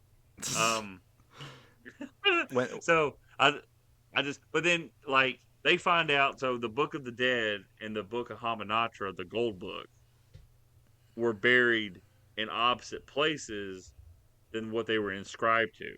Because everybody, they were looking for the Book of Hamanatra, the Gold Book, but the Book of the Dead was buried there. So really, I think they kind of fucked themselves, whoever buried the books, because if they had just buried the books where they're supposed to be, they wouldn't have the spell to resurrect Hemotep. Yeah, it seems like a weird thing. But, I put the book that you use to resurrect the person you don't want resurrected with the guy that you don't want resurrected. Hey man, you know what I mean? This is historical accuracy, Cody. So I don't know. Yeah. Okay. But yeah, so they end up taking off. The final American gets absorbed, so Hemotep is no longer afraid of pussy, and he's fully regenerated. So they escape. He takes Evelyn, says, "I'm going to spare your lives if you come with me." She comes with him. I mean, he says, "Come with me if you want to live." And then she goes, "Oh, you know, women orgasms aren't real." And then,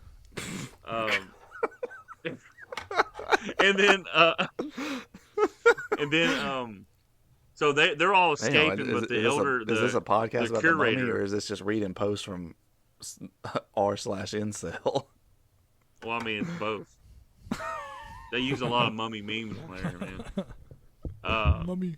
Where do you think I got the my dick, my one weakness? I got it off that Reddit page. So they all escape. For them, that would be their only. Never mind. Let's just move on.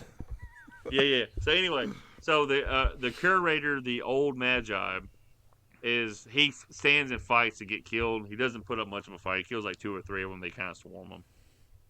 And then we get into 2 or 3 of them. Oh boy, Haktua, baby. We forgot about the Winston guy, the old fucking English World War II veteran who has been in Egypt this entire time. And he's been like drunk and wishing he got taken down with his buddies. They introduced him earlier, and then we're getting to the point where after when they flee the city, they go down in like the manhole or whatever, and dude, I thought you just said the man whore. I'm like, we're not talking about these big little dudes. No. The elder statesman stays behind to try and like hold off the crowd, which is also, I thought it was weird. It's like you probably could have gotten down that hole and just covered it up, because these people are so like mindless at this point that they probably wouldn't have been able to follow you. So it seems like a weird choice, but whatever. That seems like the movie writing for, we don't need this many people going back to the city of the dead, so let's just... Yeah. We have nothing else for this character. Like, just give him a kind of a heroic death. And just move on. Yeah. Which makes sense. I get it. Yeah. After they flee, then they go to the English guy that you're talking about, the old pilot, and they tell him what they're doing. He's like, is it dangerous? How likely? They're like, yeah, you probably won't survive. And he's like, bully then. He goes, whatever. Well, he goes, what does this have to do with the Queen's servicemen or something like that? And Rick goes, not a damn thing. He goes, is it dangerous? Yeah, so he's all about it. I guess he wants to. It sounds like he wants to die like in a honorable way. An honorable way, yeah. So he's all about it. They go. There's a big sand tornado that they see, which is actually Emotep's way of traveling, I guess, because Benny and Evelyn are in it, and Benny has such great sound effects when he like falls or gets hit or something. Like she falls off, she's like, oh, and then Benny's like, wow, and he falls over. She's like, get off me. So yeah, and then I think does he summon a sandstorm? Is that what happens here? Yeah, like you see the desert crack, and it brings up this huge wall of sand falling, and you see his face in it. Yeah, and it swallows up the plane, that's right. and the plane crashes. That's when Winston dies. Winston dies somehow in the pilot seat that doesn't look to be affected whatsoever, but the 2 people that were hanging onto the wings of the plane are perfectly fine. Yeah, I know. Hey, but what's cool is if you see it, like Winston has the biggest smile on his face when he dies. Like this is what he wanted. And then he gets slowly sucked into the sand. They're like, Yeah, the Haktua style. the desert said Haktua and sucked that plane right in to its gullet. To the sand on that thing. Oh man. So yeah, so they're at the city, and they're back at the city, right? And he's going to perform the ritual here. I thought Cody was better. He's going the distance. He's going for speed. On my way, I can go. I was not singing that. I'll be there someday. Cody, I was not singing that. That's some Hercules, baby. I know that, but that's the wrong mythology. Let's keep going. They're close enough. They have some interminglings. You know, Mark Antony and Cleopatra. I don't know where Egypt got their mythology. Greek came up with theirs almost originally, and then Roman just adopted theirs and gave them new names. It's almost like the Romans were Vince McMahon taking in former wrestlers, and they had the same character, but they just had his own name. Like, you know, you're not Daniel Bryanson. You're not Bryan Danielson. You're Daniel Bryan. How about that? You know, you're not Zeus. You're Jupiter. How about that? Drops of Jupiter. Now that she's back in the atmosphere. So yeah, they make it to the city. They discover the book. We built this city. We built this city on penis, yeah. He's like, my one weakness. They discover the book of Amun-Ra.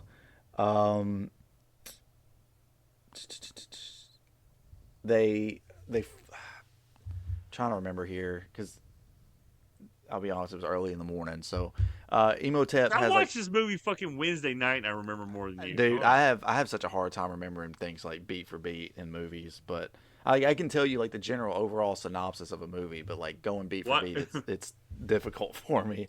Cody, why do we do a movie podcast then? Okay, buddy. I mean, come on. I don't know. This is the last one. Oh no! No, I was kidding.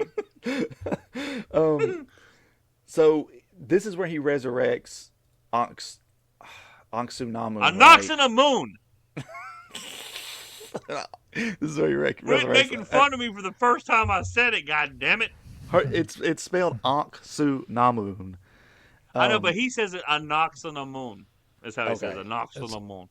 Okay, so this is where he resurrects like her mummy form, right? And yes. So right here, because this is important for the next one, Cody. Mm-hmm. It's her soul, and it's her dead body. Like they still exist. Yeah. Because the next movie, she's reincarnated, but she doesn't have her soul. That's not how reincarnation works. But we'll get to it then. So yeah, during all this, Rick is able to get Evelyn free. Jonathan uses the book, of the book of Amun-Ra or whatever, to I think in the next movie they call it the Book of Life. They got the Book of Death. The Book of Life. That makes sense. But he uses the book to like turn the servants or whatever against Imhotep. Yeah, Imhotep and Anck-su-namun. Yeah, she gets cut down pretty quick. Yeah, and then Imhotep sees like the silhouette or the shadow or whatever on the wall of her getting like cut down, right? Which reflects him seeing her shadow in the beginning where he sees her stabbing herself. Yeah, like George Lucas said, it's like poetry. It rhymes. Yeah, and he said my neck roll. He said Rick roll. And then, so then Evelyn uses the book. This is where they finally turn Imhotep mortal, and then Rick stabs him and kills him. He's like, go! Which also reflects Anck-su-namun dying by being stabbed in the stomach in the beginning of the movie. He falls into like a... And then he also cuts off his dick again. He's like, no, my one weakness. No, I just got that back. I hadn't even had a chance to use it yet. And he used it. He had his mummy buddies grip him a couple of times before he got knocks on the moon. Yeah, so Imhotep steps into like this pool that basically absorbs him, and he's gone forever. city, it drags him down, and he Yeah. starts rotting away. it's and like he souls says, or something, right? "Yeah, it's the underworld." And then Yeah. when he says that, like he says something, I thought there was a caption, and she translates what he says. She goes, "Death is only the beginning," and that almost sounds like marriage. Like Well, you know, I don't think you get yeah, married. 'cause- Death is only the beginning, buddy. Your well, hell just started. That's what the descriptions in the sarcophagus said too. Like when she read it earlier, when they first opened it, it says death is only the beginning. So when he dies at the end, she repeats He it. says it. I Um, thought no. So he carved it in with his fingernail, along Right, with yeah. "Oh Yeah, my that's dick, what my I'm s- one weakness."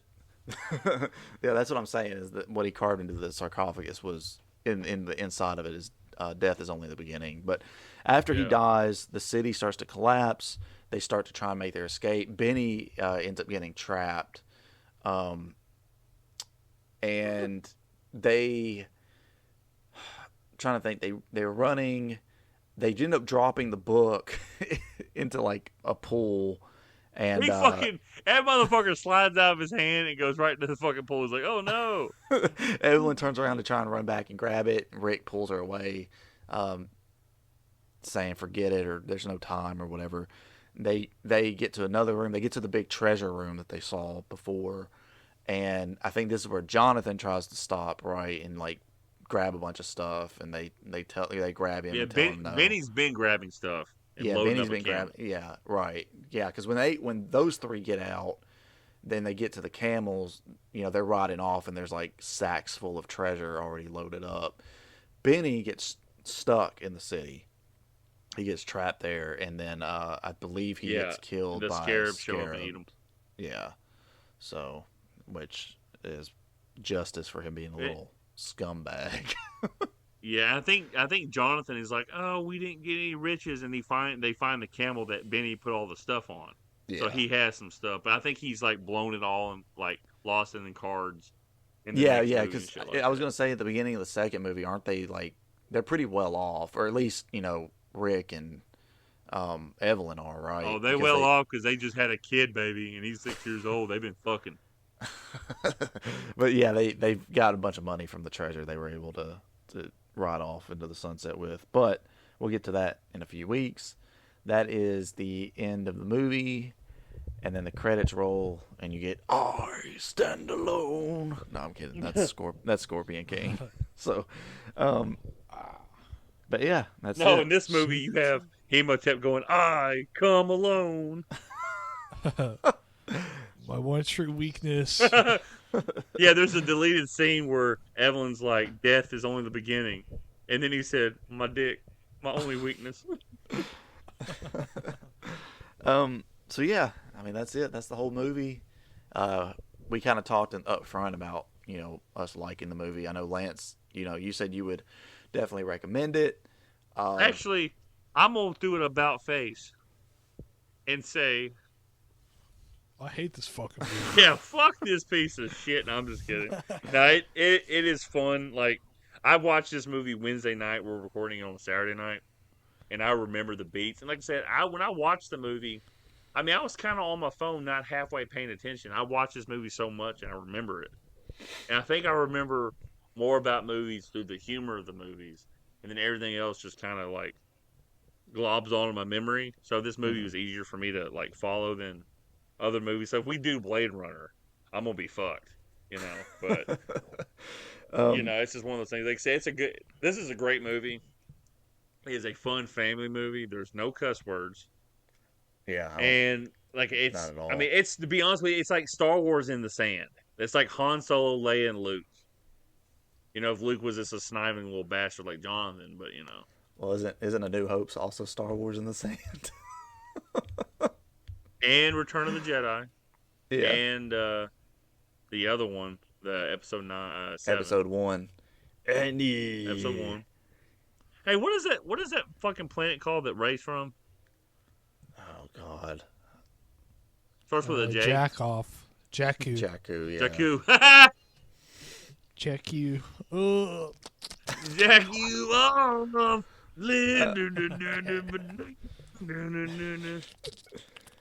And slamming my Jakku off. Owen, what would you recommend this movie? Yes, yay or nay? Yay! Yeah. Like the celebration with the grunts and Halo. Yeah! Yeah! Big grunty thirst. Yeah, I like this movie. It was cool. Okay. I also would recommend the movie. That was astounding.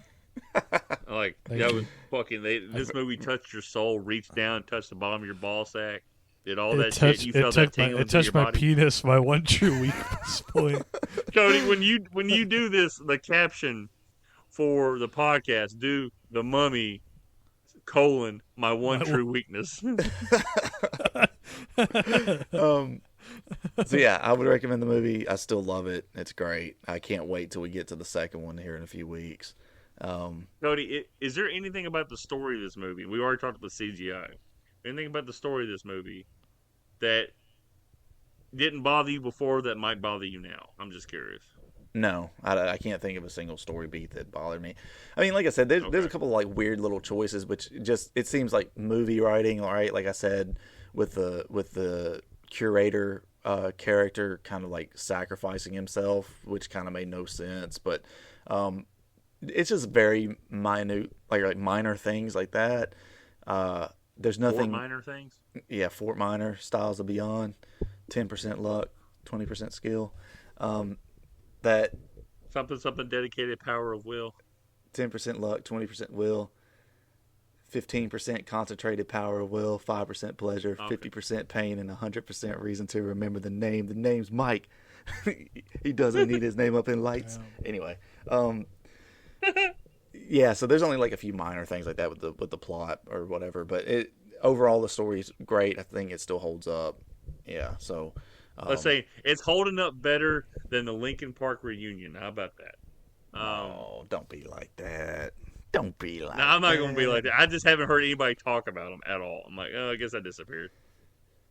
Well, they did get album of the year from like one of like the big rock outlets or whatever, and people were like, it was like a mixture of like people being like, oh, that's cool, and then a bunch of people laughing, but that's mostly people that are like, I don't like it because there's a woman singer now. She's not Chester. Well, guess what, dumbasses? Chester's dead. You ain't getting Chester back. Like, I don't know what to tell you. You know. I'm pretty sure Beyonce won album of the year at the Billboard at the for Grammys, that country album that she put out. That sucked. So I wouldn't really put too much in awards right now. Well, this was like it was like Revolver magazine or something like that. You mean a smaller magazine than Billboard? Beyonce won the album of the year from the Grammys, by the way. Oh, my bad. The big thing. My bad. But yeah, I don't know. The Linkin Park, there's like it's the same shit like for years after Meteora. I mean, every album after that, there was always like a group of the fan base that was like, I don't like this. This isn't Linkin Park. And then like, you know, it felt like even though more and more fans seemed to be bitching, they just got like, they still like stayed really fucking popular. So I don't know, man. People are gonna bitch. I like the new album. Well, I know the people, but the thing is, I don't hear anybody talking about it anymore. Well, I think it's just because, especially with like current day, you know, fucking someone will come out with an album, it'll be like the talk of the town for like 2 or 3 weeks, and then something else will come out, and like people just fucking drop off of it and move on to something else, you know, to talk about. But I mean, they're still playing a bunch of sold out shows around the world. You know, they're probably going to release more music later this year. They went back into the studio shortly after the album released, and because they said that they like written and demoed something like 18 songs or something, but there's only like 12 or 11 or maybe only 10 on the album. So like people are thinking they're going to re-release the album like in a deluxe version with more songs later this year. It's also possible that we get a 20th anniversary edition of The Rising Tide by Fort Minor this year, which I'm hoping for. But yeah. So back to the Mummy. Yeah. So we all definitely recommend it. It's a great movie. Like I said, I will have fun, but also nitpick a lot of the story in the second movie just from a continuity standpoint. Mm-hmm. I mean, that thing has more loose continuity than a fucking Friday the 13th movie. Interesting segue. Our next movie, when we talk about decline in professional wrestling for my fandom, the decline happened when the Road Warriors showed up in the WWF in 1990. That's when the tag team division went down a fucking hill. Ultimate Warrior's world title reign didn't turn out like I would have hoped. When I talk about decline, the Kansas City Chiefs started Brody Kroll at quarterback after Trent Green in 2007.